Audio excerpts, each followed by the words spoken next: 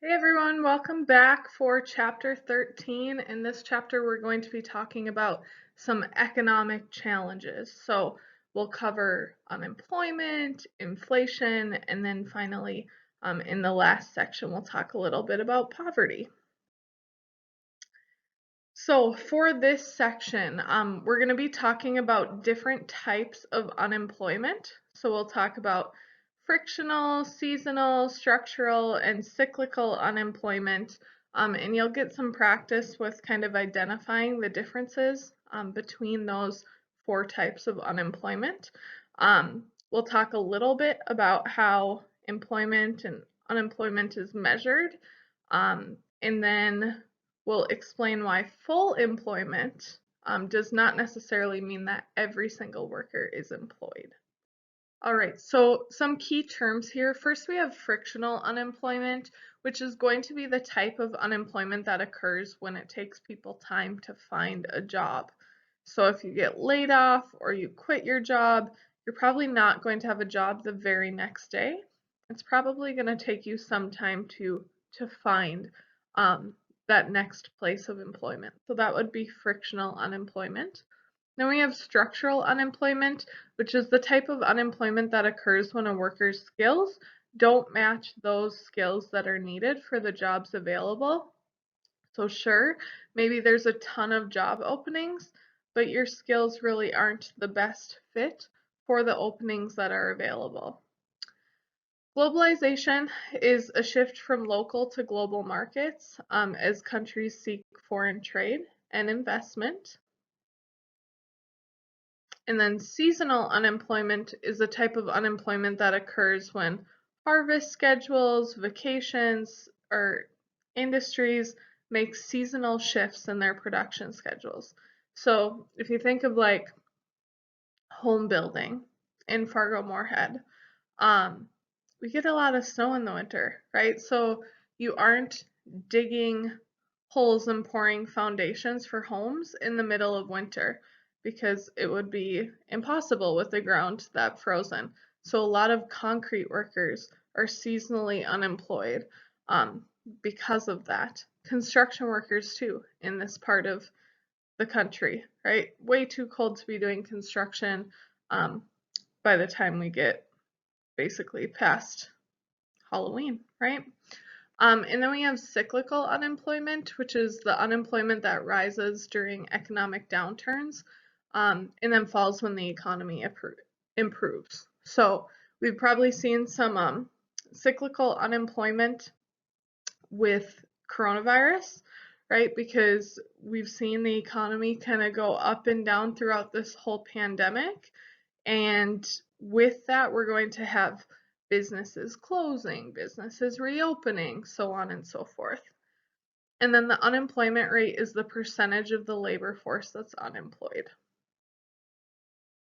Full employment is a level of employment that is reached when there is no cyclical unemployment.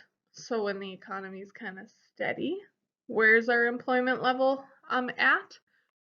To be underemployed, lots of people are underemployed right now. That means you're working at a job for which either you're overqualified or you're working part-time when you desire full-time work, right? And then a discouraged worker is someone who does want a job but has given up on looking for jobs, maybe because they've just gotten too many denials, right? So what are some causes of unemployment? Unemployment is caused by people being between jobs for one reason or another, an industry shutting down for a season, like I mentioned, in concrete or construction or even agriculture. Workers' skills not matching those needed for the jobs that are available, and then just like changes in the overarching economy, economic downturns and upturns. All right, so unemployment is always going to exist even in a booming economy. Even in a booming economy, we can expect that we'll see an unemployment rate maybe around like 4 to 6%. And that's when the economy is at its best. we still see a number of people that are unemployed, right? Obviously, when we have like economic downturns like we do due to COVID, then we may see unemployment upwards of like 20 to 25%, which is pretty significant, right? So economists are always looking at the 4 different categories of unemployment. So those again were frictional, seasonal, structural, and cyclical. And that kind of helps inform them, like what are the issues we have when it comes to unemployment, that maybe we need to fix, right? And you fix each of these different types of unemployment in different ways. And so, like we mentioned, frictional unemployment occurs when it's just taking time to find a job. So a person who is frictionally unemployed may be changing jobs to find more satisfying work, right? You just don't like your current job and you want to find something that you like better. So maybe you quit your job and you're looking for something that is going to be a better fit for you, right? It can also include people who were laid off and are in the process of looking for a new job. It can include people that are just out of school. So if you graduate college with your bachelor's degree and you're ready to get into the workforce, you may not have a job to start the day after graduation, right? And so you would be considered frictionally unemployed at that point. Or some people may be returning to the workforce after a voluntary absence, right? So maybe someone decided to take a leave of absence while their kids were little. They were a stay-at-home parent, right? And now their kids are school-aged and they're ready to go back to work, right? That would be another example of someone who's frictionally unemployed. They're not considered unemployed until they like start applying for jobs again, right? Because while they're being a stay-at-home parent, they're not considered part of the labor force. They made that decision. And so they won't be factored into unemployment. But once they start looking for jobs again, they would be considered frictionally unemployed in that time period between when they started looking for jobs and when they actually find one and get to work. So when the structure of the economy changes, the skills that a worker needs to succeed will also change. And so what can happen sometimes is we have like dying industries and workers who lack necessary skills for the new booming industries may lose their jobs, right? So that is structural unemployment. This occurs when a worker's skills do not match those needed for the jobs that are now available. And some of the major causes of structural unemployment include like development of new technology, discovery of new resources, changes in consumer demand. Maybe that sort of industry or products made by that industry are not popular anymore for consumers. Can also occur as a result of globalization. So maybe if you were like a blue collar factory worker and all of these big companies are moving their factories overseas to save money, you may be out of a job because of globalization.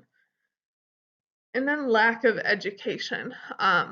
So maybe a lot of society's jobs right now require like a technical degree. And so if you just have a high school diploma or less, you may not be qualified to fill the jobs that are available.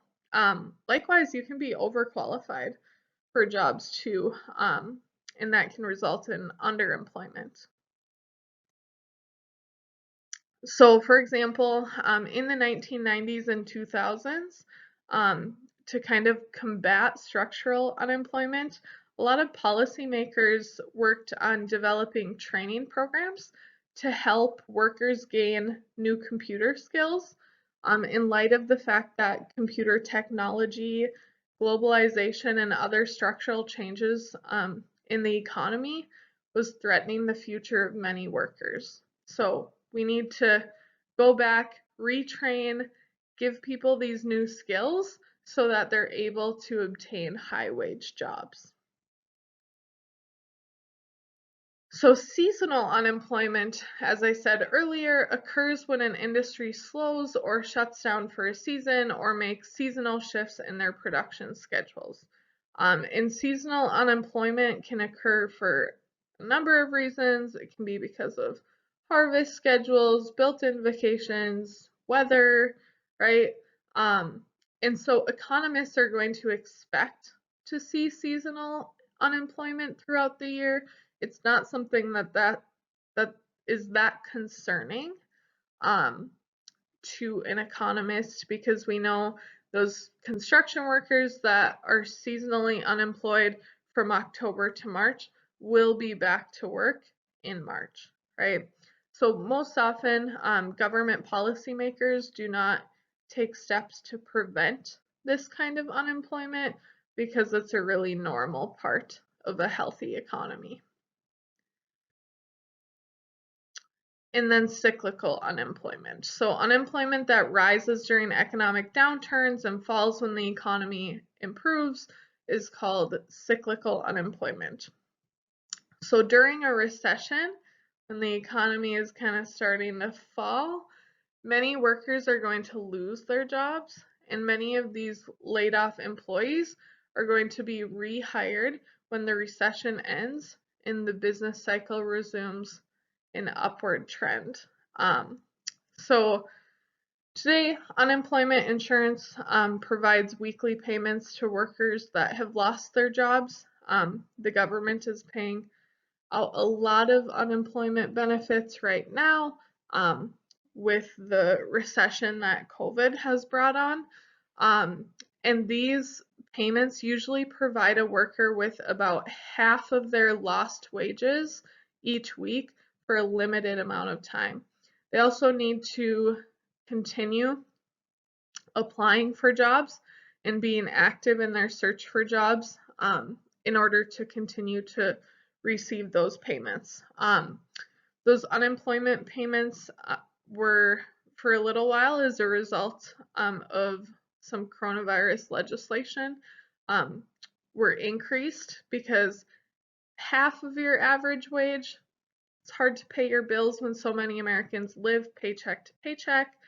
And so they increased that unemployment benefit for a little while. I believe that expired in September sometime. So sometimes events outside of the economy can cause unemployment. So for example, after 9/11, many jobs in the travel and tourism industry were lost following those attacks. People just weren't confident about like going on an airplane at that point in time, right? That makes sense. In 2005, the destruction caused by Hurricane Katrina caused thousands of people to lose their jobs because their job sites were knocked down too, right? They were totaled in the hurricane as well. So how is the unemployment rate calculated? It's calculated like every month, if not more frequently. The government is always keeping tabs on how many people are unemployed and why those people are unemployed.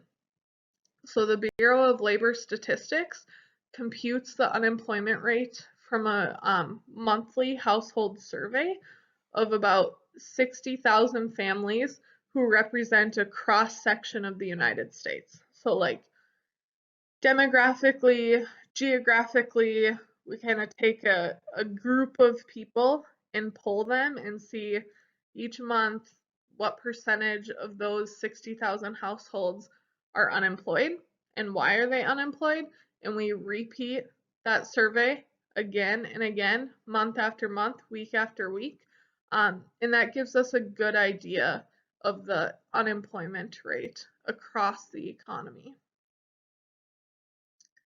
So to calculate an unemployment rate, you just take the number of people that are unemployed divided by the number of people in the civilian labor force multiplied by 100. So In this example, we have 7 million people unemployed with a labor force of 151.4 million. That is an unemployment rate of 4.6%. Now, economists generally agree that in an economy that's working properly, an unemployment rate of around 4 to 6% is perfectly normal.